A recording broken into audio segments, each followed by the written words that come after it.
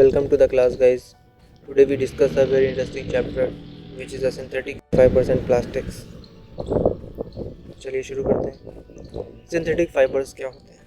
Synthetic fibres वो fibres होते हैं जो मैन मेड फाइबर्स होते हैं। जैसे आपका हो गया रेयॉन हो गया, नायलॉन हो गया, पॉलिस्टर हो गया। These are the examples of synthetic fibres.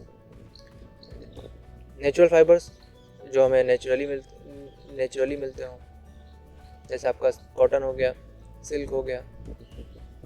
Polymer क्या? Polymer is a useful chemical made of many repeating units. जैसे हमारा नेचुरल फाइबर्स कॉटन है, तो कॉटन का जो पॉलीमर है वो है सेल्यूलोज। अब सेल्यूलोज जो बना है वो किसकी स्मॉल यूनिट से बना है? ग्लूकोज से। तो ग्लूकोज की रिपीटिंग यूनिट से एक पॉलीमर बना, उसका नाम हुआ सेल्यूलोज।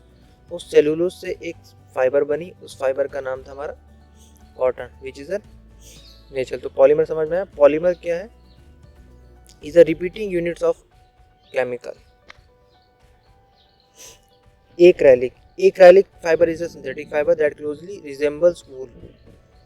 ये एक ऐसा सिंथेटिक फाइबर है जो वूल की तरह मिलता जुलता है, वूल से मिलता जुलता है।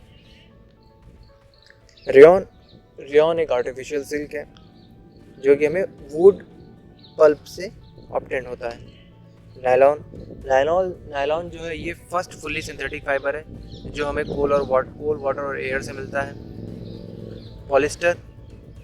पॉलिस्टर जो बना होता है ये भी एक सिंथेटिक फाइबर है। ये हमारा किसकी रिपीटिंग यूनिट से बना है? ईस्टर की रिपीटिंग यूनिट से बना है।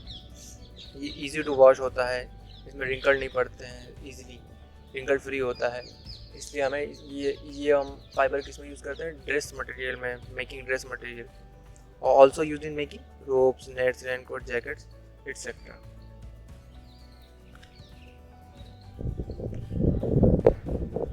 The small units used in making synthetic fibres are polymers.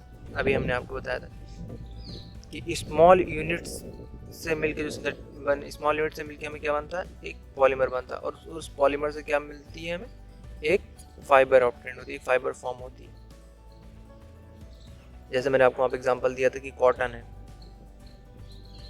ठीक है। तो कॉटन का जो पॉलीमर है वो क्या है? सेलुलोज। लेकिन सेलुलोज की जो स्मॉल यूनिट है वो क्या है? ग्लूकोज। ठीक है, आइए next. Cellulose is a made up of large number of glucose units. देखिए यहाँ पे आ गया, cellulose is a made up of large number of glucose units. Which of the following is not a thermoplastic?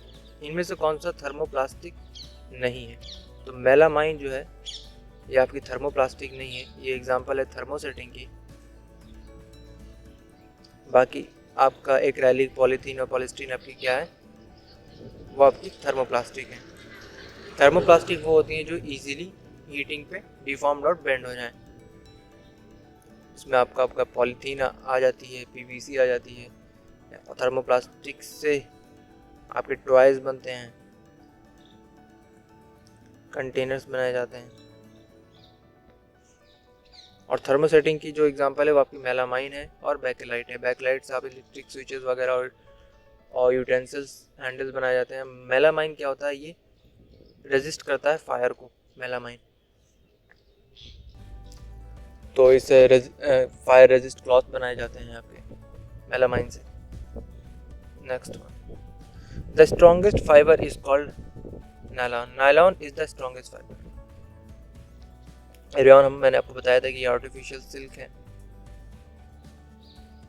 Acrylic आपको पता है कि ये वूल की तरह रिजेंबल है, दिखता है, वूल की तरह होता है ये, बट है ये सिंथेटिक फाइबर है।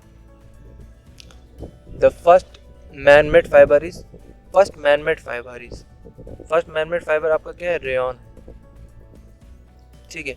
अगर फर्स्ट फुल्ली सिंथेटिक फाइबर की पूछेगा, first fully man made synthetic fibre अगर पूछेगा तो वो है आपका क्या? अगर फुल्ली सिंथेटिक पूछेगा तो क्या है वो आपका? वो है आपका नायलॉन। और फर्स्ट मैनमेड फाइबर पूछेगा तो आपका रेयन, तो इसमें rayon is the right answer. The nylon is prepared first in 1931। 1931 में इसको पहली बार प्रिपेयर किया गया था। The fibre made up by the chemical treatment of wood pulp. Wood pulp से मैंने बताया था कि आपका जो बनाया जाता है वो क्या बनाया जाता है, rayon. A synthetic fibre which works like a wool. Wool की तरह रिजेंबल्स कौन होता है, वो एक्राइलिक होता है। PET is a form of polyester. PET किसका फॉर्म है, पॉलिस्टर का। Repeating unit of ester. Which of the following is used to make non stick cookware. Non stick cookware में हम आपको क्या यूज करते हैं, टेफ्लॉन। टेफ्लॉन में क्या होता है कि ऑयल एंड वाटर स्टिक नहीं करते, चिपकते नहीं, इसलिए इसको नॉन स्टिक कुकवेयर में यूज किया जाता है। What is the other name of artificial silk. Artificial silk का मैंने बता ही दिया था आपका कि आर्टिफिशियल सिल्क किसे हम कहते हैं, रेयन को। Which fibre is used as artificial wool, acrylic. Polymers are made up of small units called monomers. Bakelite is an example of, Bakelite किसी एग्जाम्पल है, मैंने बताया था थर्मोसेटिंग पॉलीमर की। Bakelite और आपका मेलामाइन, ये दोनों आपकी थर्मोसेटिंग की पॉलीमर की एग्जाम्पल है। Which term is used for polymers made up of a large number of glucose units? Large number of glucose units क्या हुआ, सेलुलोज। ग्लूकोज की लार्ज यूनिट बनाएंगे तो सेलुलोज, और सेलुलोज किसका पॉलीमर है, वो है कॉटन का। कॉटन क्या है, एक नेचुरल फाइबर है, सही। नायलॉन क्या है, एक आर्टिफिशियल फाइबर है, सही। पीवीसी थर्मोप्लास्टिक होता है। बैकेलाइट थर्मोसेटिंग होती है। पेट पॉलिस्टर है। एक्राइलिक आर्टिफिशियल वूल, सही। Cellulose chain of glucose units. Paper biodegradable. Plastic bags non biodegradable होते हैं। टेफ्लॉन नॉन स्टिक कुकवेयर में टेफ्लॉन का यूज करते हैं। Monomers simple chemical molecule made of single unit, monomers. Polymers many type of single units. Natural polymers chemical molecules form naturally like silk, cotton. Synthetic polymers synthesized by human. Polymerization, the process of formation of polymer by synthesis of monomer, that is called polymerization. Rayon, rayon क्या है, आपका carpet बनाते हैं rayon से। Nylon से socks बनती हैं। Acrylic से स्वेटर्स बनते हैं। पॉलिस्टर से साड़ीज वगैरह बनती हैं। पेट हमारा यूटेंसिल्स में यूज करते हैं। मेलामाइन थर्मोसेटिंग प्लास्टिक है। एक्रेलिक थर्मोप्लास्टिक है, सही। वूलन आइटम्स जो होते हैं बायोडिग्रेडेबल होते हैं। मेटल कैंस जो होती हैं वो नॉन बायोडिग्रेडेबल होती हैं। 4R प्रिंसिपल इज, बेसिकली अभी 5R हो गए।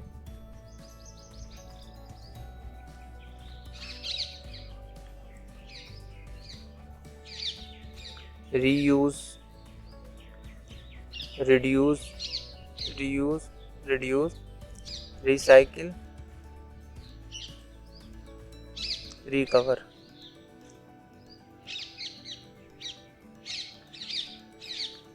और रिफ्यूज।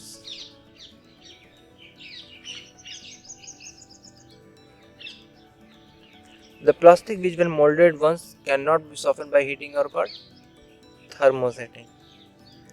हीट देने पर मेल्ट या बैंड या डिफॉर्म नहीं होती। कौन सी होती है, thermosetting.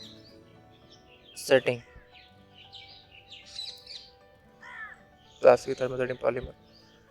Esters have a fruit smell. So guys, आज के लेक्चर हम यहीं पे फिनिश करते हैं। मिलते हैं एक नए टॉपिक के साथ। Thank you very much.